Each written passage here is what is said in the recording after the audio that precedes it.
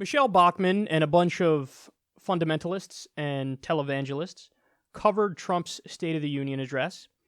And I think I found my favorite video of the year so far.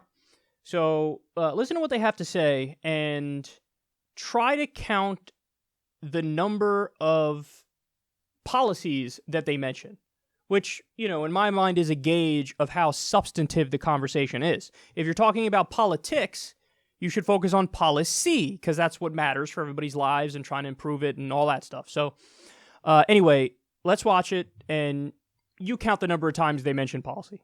How anybody could criticize this speech is beyond me, because he's wanting every bloomin' American to succeed, and he's appealing to common sense in that he doesn't want to see this country hurt from terrorism. He doesn't want to see us hurt from bad criminals who come into this country. There's so much decency that I heard in this speech, and a heart. He's very much heart. He's head, but he's very much heart, and he has so much respect for God. He really does. Now, you know, he's lived a wild life, but this is a guy who has respect for God. First and foremost, he has respect for God. I've been in the Oval Office. I put my hands on him. I prayed over this man. He asked for prayer. His whole family asked for prayer. That's because they understand the importance of God and they respect God. Well, I don't like what Mr. Trump says. Well, now, wait a minute. Wait a minute. Donald Trump says some pretty raunchy stuff. You know what he's saying? He's got the guts enough to say publicly what all the rest of them been saying behind the doors for the last 75 or 80 years. Yeah. He just stands up there and says it for the public. Let you know exactly where he stands. I like that in a man. Yeah. So what you don't want to do is let your own strife and your idea. Let me ask you something here. Do you know Donald Trump personally? I'm asking you questions that the Lord asked me one time. Do you know anybody that knows him? Doesn't sound to me like you know too much. If all you know is what you see on television, you are grossly misinformed. Information comes from here first. Yes. That was perfect. I loved every second of that. He brings up the Bible. He's like, you know, real information comes from right here in the Bible. Now, don't go on read the story a lot, where the daughters get their daddy drunk and then they rape their daddy, because that part, not too good. Don't read the part with the 7-headed dragon or the talking snake or the part where they ban people from wearing a mix of 2 different fabrics. I'm wearing 2 different fabrics right now, so I'm sinning right now, an abomination in the eyes of God. But don't read that part, because that part's a little weird. Don't talk about the parts where they allude to the earth being flat, which happens over 6 times in the Bible. Don't talk about any of that now. This is where information comes from. First of all, you're talking about the State of the Union. Why are you bringing up the Bible? But that's all they have. They're fundamentalists. That's all they have. That's all they do. It doesn't matter what you bring up. God, the Bible. And then he says, I'm asking questions that the Lord asked me. Reel it in, son. You're doing a breakdown of the State of the Union address. And you're like, I talked to Jesus. I done talked to Jesus. And he said stuff to me. He said Donald Trump is great and don't worry about all that pussy grabbing and whatnot. And definitely do not worry about the fact that we're drone striking 8 different countries and killing innocent people.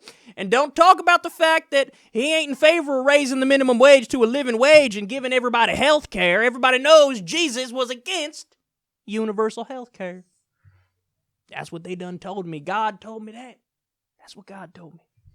And Michelle Bachmann's like, you know, all I know is that Donald Trump's, he's a very godly man.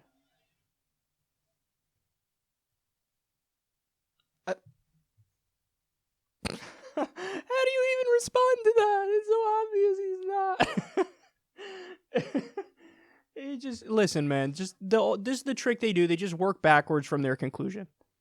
That's all they do. Hey, let's work backwards from our conclusion. Let's work backwards from our conclusion. Let's work backwards from our conclusion, because they're not interested in discussing policy. And I told you at the beginning, count the number of policies. They didn't discuss any policies. You're talking about the State of the Union address. The whole point of the State of the Union is to say, hey, here's where we are, here's where we should be.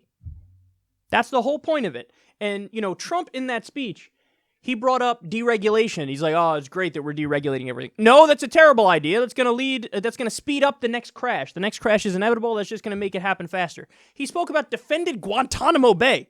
Is Jesus in favor of Guantanamo Bay? They didn't talk about Guantanamo. They didn't talk about all the wars we're in. They didn't talk about the economy. They mentioned no policies, but they're doing a breakdown of the State of the Union. And all they got is, do you know Donald Trump personally? Who gives a fuck? There are people, who knew the worst criminals in history. And it doesn't matter if they were nice to you on a personal level. They're still monsters with what they've done to the world. That's not an argument. Do you know him personally? As if that's like a trump card. Like, okay, so let's put a trump card. It's funny I use that. Let's use that on Obama. Do you know Obama personally? Well, this guy doesn't know Obama, so what? Am I allowed to say no critique of him is legitimate because you don't know him personally? The fuck is that? They argue like children. They don't care about logic. Okay, but we're gonna watch another clip here because they also spoke about the 2016 election and how Trump really got elected. I wouldn't have been anywhere else on election night but here. Yeah. Because we were in the midst and we were surrounded by the prayer of the saints. There are people all over the country who were praying that night. And I know here they'd been praying for, I don't know, what was it, like 48 days or something before. There was this big, huge prayer movement. I just had no idea the level of intercession that was going on. And there's no doubt in my mind that we are still reaping from the miracles of all of the prayers that were happening at that time. It was like a laser. It really was. And it came in that night, and it wasn't a general increase. It hit a mark, and from that moment, it exploded. And that election changed. Yeah. It did. I There's sat no there question. and watched it We felt it and we saw it. We felt it and we saw it. We knew exactly why. Because we saw it all night long. Because we kept writing on little sheets of paper, we've got to pray for this precinct in this state. And we would send it out to the prayer warriors that were praying out here, and they were lifting these things up to God because we were serious. We were serious before Him. Why? Because we knew and we trusted that He answers the prayers of His people. That's right. Principalities, powers, rulers of the darkness of this world, wicked spirits in the heavenlies. Those are the ones that affect government and so forth. Now, that's what happened. The prayers of God pulled those wicked devils that have been running Washington, D.C. for years and slammed them on their faces. And the moment it broke, the election was ours. It's unfathomable to me that these people act like Trump is against all the demons and the devils and the swamp in Washington. He appointed multiple Goldman Sachs people to his administration. He's doing their bidding on a daily basis. They wrote his tax plan. The Goldman Sachs guys wrote his tax plan. He cut the corporate tax rate from 35% to 21%. 83% of the tax benefits of his tax plan goes to the top 1%. He's not draining the swamp.